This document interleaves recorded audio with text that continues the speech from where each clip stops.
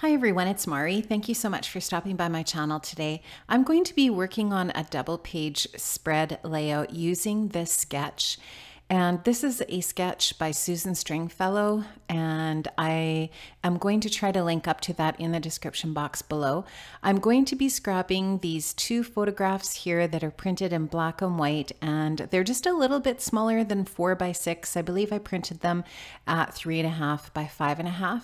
Now I'm going to be using the Pink Fresh Studio Sweet and Simple collection.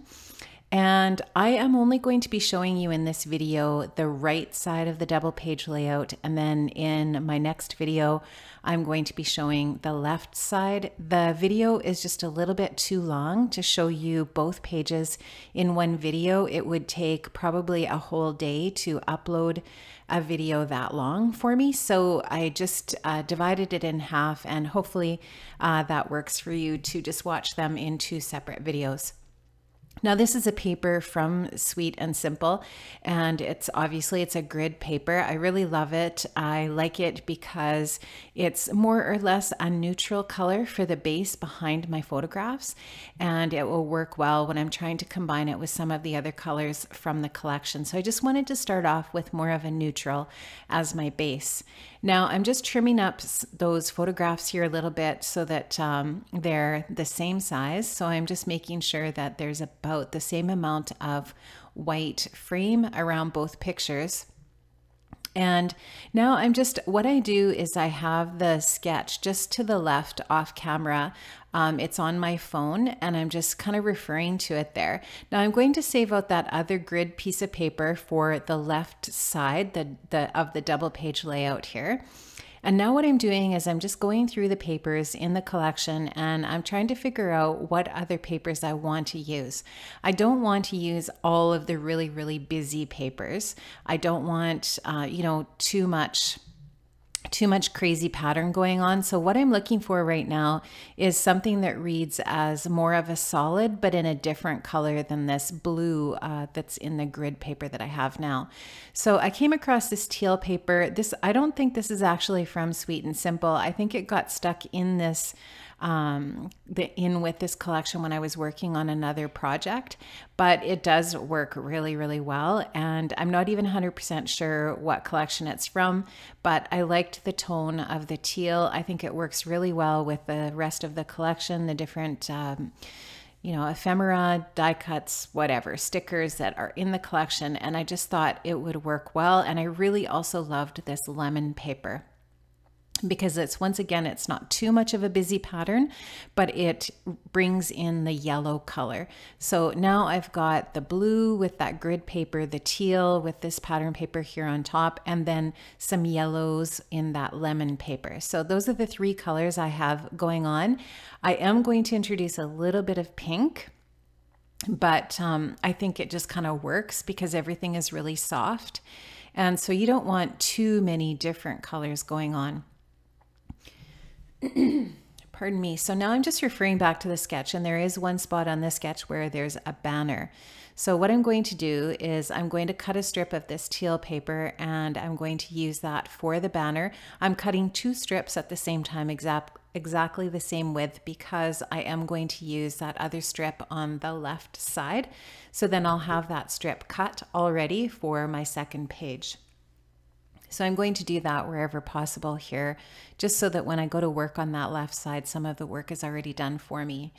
So this teal paper is going to be a horizontal strip behind my photographs, and I am going to fishtail the end of that eventually and create a banner. So referring back to the sketch, that was one of the suggestions in the sketch, and I liked it. I thought I would stick with that. I thought it worked, and adds a little bit of a spot for you to begin to work on a base or a home for those photographs as you're working on the rest of the layout. Now for this lemon paper, I'm going to use it as a layering piece behind that teal. And I am just, once again, I'm following the sketch. I'm eyeballing everything. Obviously, I don't have the measurements for anything on the sketch. So I'm just looking at the sketch, referring back to it often, and just, using my eye, seeing what looks good. So I did the same thing with that grid paper, as far as looking at how far from the top and bottom the grid paper is on the layout. And so that's my recommendation, is when you're following a sketch, if you don't have the instructions that go along with the sketch, obviously you're just going to use your eye. Wherever possible, you might want to take a ruler. When I'm working on the left side, I am going to be using a ruler and using my right page as my reference point for creating that second page so that it matches up wherever it needs to. Now I just wanted to measure that lemon paper off and get that cut as well for the left side. So now I'm just looking at it here and I'm trying to decide what needs to be done next. And I noticed that the grid paper is not the right size. It's not the right dimensions according to the sketch. So I'm just going to take my pencil and I'm just going to eyeball where I think I need to cut that down. Now, one of the reasons I really love using repositionable adhesive on my layouts is because oftentimes, you know, you're not really happy with the placement of something. And if you use permanent adhesive, it makes it really difficult to change things up. Paper starts to rip and problems start to happen. So I'm using this is a Kokio tape runner here that I bought at Simon Says Stamp, but I mean, there's zillions of different repositionable tape runners out there that you can use. This one, actually, I really like it because it has a lot of tape on it and it lasts a really long time. So I do like that one and I tend to use it quite a bit. Now, so I have that all trimmed out to where I want it, and I'm just going to start once again placing things back on top of there again, and I'm going to think about how long I want that banner strip to be. And what I'm going to do is I'm going to just kind of eyeball that once again, and I'm going to just take my pencil and mark where the V of the banner is going to end so that I know how much I need to trim off of this. So I'm not going to trim right to that pencil mark. I'm just going to trim it off so that I know that pencil mark is my mark for cutting to for my banner. So I'm going to take my scissors and cut to that pencil mark in the middle there. And now I'm just going to cut the two little side pieces to meet up with that V, or to create that V shape. And then of course the banner. You know, adding banners to your layouts is pretty old school. That technique's been around for a while, but it's awesome. I love it. It's a really neat layering piece to put onto your layout. And you can make these in all different dimensions and sizes, obviously. And it's just a really quick way to add a little bit of detail to your layout. Now, I had this die cut piece on my desk for a while. It's a Just Nick Studio cut file. It's the hexagon background cut file, and it worked perfectly here for what I wanted to do as an extra layering piece behind my photographs. So I grabbed that. That is not part of the sketch. That's just something that I changed up about the sketch. You don't have to have a die or a cut file behind your photo. I just added that in. You could add a square piece of pattern paper there if you wanted as a mat to add a little bit of extra detail instead of having a cut file if you don't have a cutting machine. Now I'm just I took one of the die cut pieces you can see and I cut it in half and I added that to the top right hand corner. And now I'm just taking and making another banner out of that same teal paper for a layering piece for that little embellishment cluster that I'm creating to the top right hand corner. So I'm just taking my scissors, I'm fishtailing that piece, and I'm going to add that in a bit. So I'm just going to stick it on there and lay it there just for now. And you can see that I've got all the die cut pieces from this Sweet and Simple collection just kind of laying on my table. And what I like to do is I like to just spread those things out, and so that I can see the colors and all the different bits and pieces, all the different options, so that, you know, I can see what's available to me and try some things. So now I'm just going to go over to the 6x6 paper pad, the stickers, all the different embellishments that I have to the left of my layout there on my table. And I'm just going to start to flip through and see what might be options for creating some more detail on this layout. I've said this so many times on my channel before. I really do think my favorite thing about any collection is the 6x6 pad. It's definitely a must for me. I love having that as part of a collection.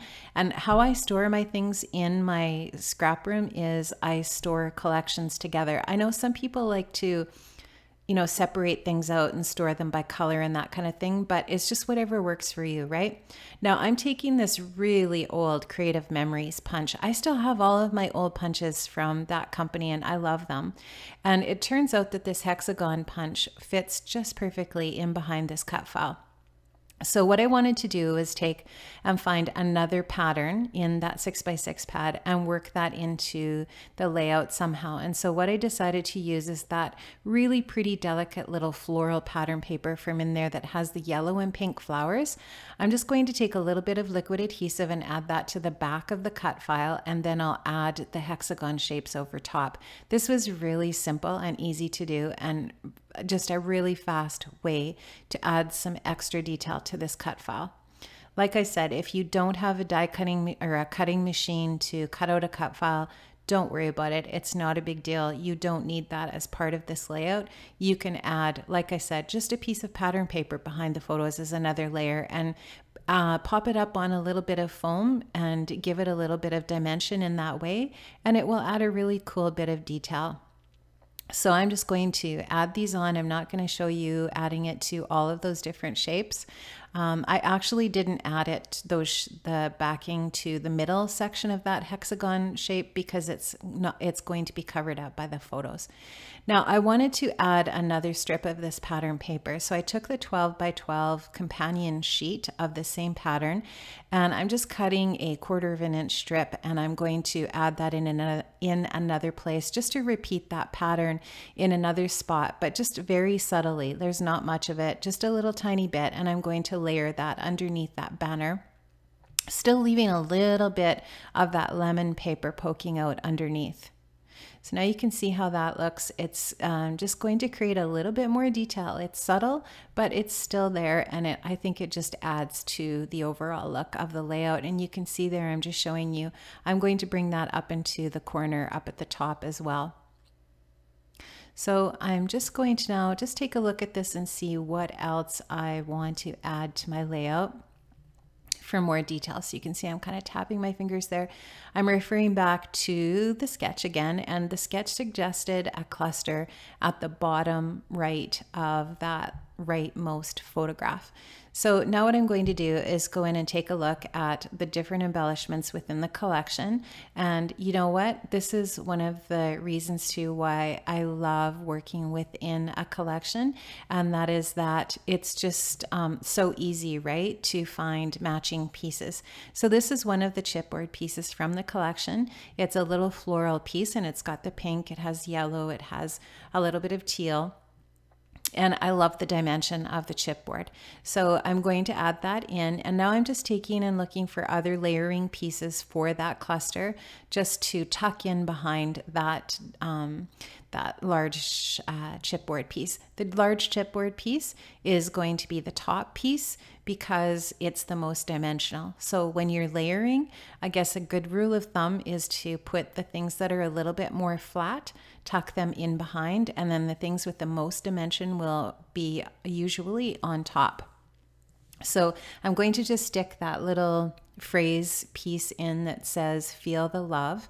And I'm going to now just check through, and I end up finding one of the lemon die cuts to stick in behind there as well. So that's just, once again, the complementary colors of yellow and teal. I really like how that layers in there, and I'm pretty happy with how that looks so far. The photographs that I'm scrapping here today, you can probably see, is a picture of the kids, Bailey and Brady. This is at their dinner the night before their wedding. So we had the rehearsal, and then we went out to their home, and we had a dinner that his parents planned and organized. It was lovely. And this is a photo of the kids popping a bottle of champagne. Just really cute pictures that were captured at that. And I just really wanted to scrap these and do them in a series. The nice thing about a double page spread is then you can sort of tell that whole story in multiple photos, right? This is some vibes from from Shimmers, Shimmers Vibes in the color Cold as Ice, which is a beautiful blue color, and it matches up beautifully with the blue that's in this collection. So I'm just going to take and splatter that on. I wasn't really super happy with how that went down, so I just end up taking a paintbrush and stick it right in the bottle. And in that way, I can just get maybe control a little bit more how that's going on there. And I don't know how I managed to do this, but somehow, even though I had covered the photos up, a little bit of the spray went onto the photograph. So I'm not sure yet. I might end up printing another photo and switching that one out. We'll see how it goes. So now I'm just going to take a little bit of paper towel and dab up some of that excess liquid. I don't want it to dry too vibrant. I want it to just be subtle. So what I do to avoid it being too dark is just take and sop up some of the excess liquid with a little bit of paper towel. So now I'm just looking at the top of the layout and I'm thinking that looks really boring and bare. So I'm looking at another piece of the ephemera little die cut piece that's just in a rectangle shape and it's blue. I just tuck that in behind that grid paper and then I put that little puffy sticker that's the butterfly there in pink. Really like how that looks, and you can see in that top cluster I've added an enamel circle that's in blue, and then I've also added another one of those hexagons up there. I added some enamel dots, and now I'm just taking a little die cut flower in pink from the die cut pack. I'm adding a little bit of dimensional foam adhesive on the back of it to pop it up and finishing up that cluster. Now I'm taking this really gorgeous puffy sticker phrase that says memories, and I'm going to add that to that top line. It just seems like a really great placeholder for a little bit of some detail there. And now I'm just adding in some of the enamel dots here and there around the clusters just to create a little bit more detail. So this is a really simple way just to add that little bit of something else to create more. I'm going to add just some of the different colors that are in the color palette so far. And I wanted to just put a little bit of black. So each one of the little clusters of enamel dots has one black enamel dot. And there is one black piece of ephemera in that bottom cluster there. And then of course, the photos are black and white. Now, as I'm looking at these photographs, I'm thinking about what I want to do with the photos. Do I want to add a matte? Pardon me. Do I want to add a matte to them? So what I did was I just grabbed some black cardstock and I added a black matte onto each of the photos just to try it out. And you know what? I found that it was just too harsh with the color palette and I just didn't like it. I thought it was just too much. Leave me a comment in the comments below and let me know what you think of the black. I actually would really love to hear what you think about this process in general. This is a little bit different. I did not speed the video up hardly at all.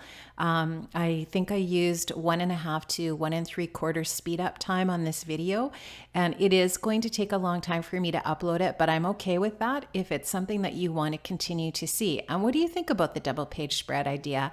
I am going to be uploading the left companion page right away. So in the next couple of days, you'll see that go up.